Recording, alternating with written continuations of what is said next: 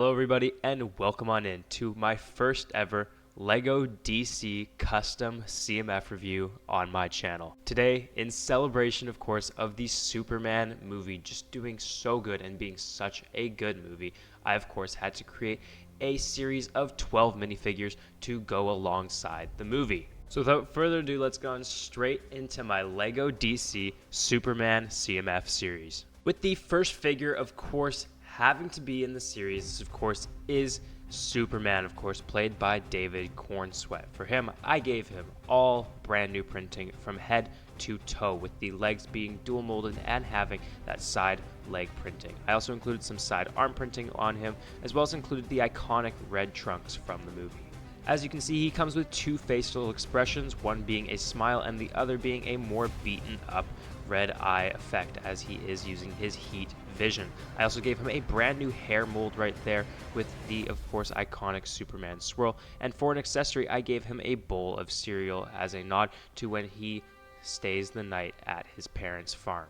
Also included is his love interest of the film, this of course being Lois Lane. And again, she also comes with brand new printing. Her face is a brand new print with a smile on one side and a more stern expression on the other. She also comes with the Metamorpho hairpiece there in just regular black, as well as a brand new torso print with some side arm printing being dual molded. As an accessory, I also gave her a phone where she is calling Clark Kent as a nod to, of course, Superman's alter ego. I also included Lex Luthor in the series, of course, as the main villain of the movie. Now, his figure is more basic than the rest, not coming with any side leg or arm printing. However, he does come with brand new printing for his face there, which has that chiseled and bald look, as well as the torso is brand new with some of that torso printing carrying on into the hips.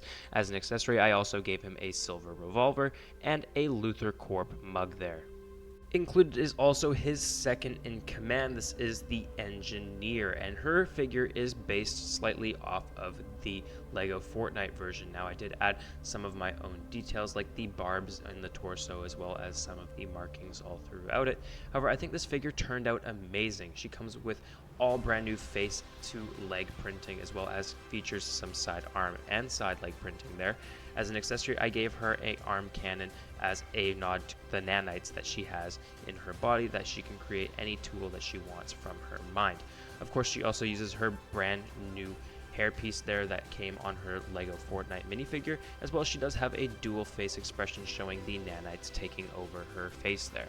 And the final figure from Luthor's team, I of course had to include Superman's clone. This of course is Ultraman, and his figure turned out amazing. Of course, this is the non-broken down one, also the one where he's not in the Hammer of Baravia outfit. This of course is his regular black and gray outfit. For him, I gave him really no new pieces, just printing all around from the head to the legs there with the side leg and arm printing there as well. As for an accessory, I did give him a similar treatment to the Cyclops minifigure from the X-Mansion, that being the little popsicle piece with the bar there with a translucent red bar there coming out of it to seem like he is using his heat vision. As an extra part, you can also buy another Superman minifigure and then use his head and hair for the Ultraman minifigure if you so please. Up next is probably my most basic figure of the series, and of course, because every series needs to include one, this of course is Rick Flag Sr. And now, while I could have left him for my Peacemaker series, I wanted to include him here as he did play a pretty integral part in the movie, of course, as one of the military leaders. Now for him, I just gave him all brand new torso printing. I used the same face from Aragorn, actually, from the Lord of the Rings series, as I think the anger on the other side of the face, as well as the calm face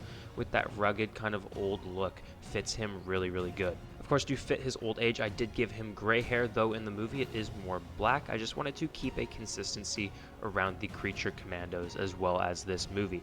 As an accessory, I also gave him a pair of handcuffs so you can put them around Superman. By this point in the movie, we also see the recording from Superman's parents, and of course, as a filler spot, I also wanted to include one of them. So here we have it. This, of course, is Jor-El, Superman's father, and for him, I gave him all new printing for the face torso, as well as legs, which do have a bit of side leg printing there. I gave him the same treatment as the Moon Knight and Mr. Knight figures, using the darker gray for the outlines instead of just black, as well as using the lighter gray for the accent colors.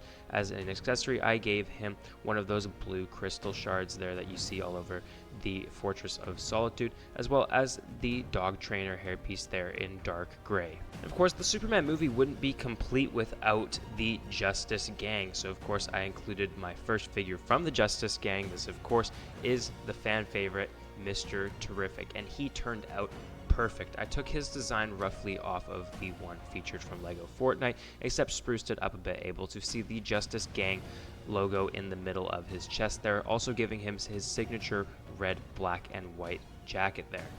Included there is also his side leg and arm printing there, with the fair play put on both of the arms, the T mask over his face, which just turned out perfect, as well as two of his T-spheres floating around him, which again turned out so perfect, and I love how they look.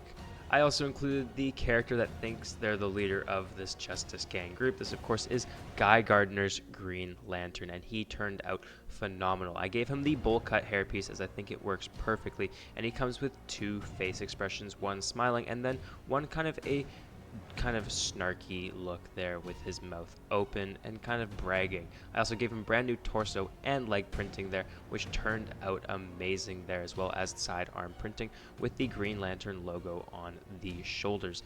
For an accessory, I also gave him the Green Lantern ring, which is the same one that they used in the first DC minifigure series. And for the final character, a part of the Justice Gang, I of course had to include Hawkgirl. This is the Kendra Saunders version, and she looks so good. I did give her the Wolverine cowl in actually gold this time, as I think it looks really good and has the right wings for the side of the cowl there. I also gave her a little build on the back of her for her wings there, which did turn out really good. Her face expression isn't anything new, it's actually just a recolored version of the Riri Williams face print. I also gave her brand new torso and leg printing with her iconic orange colors as seen in the movie.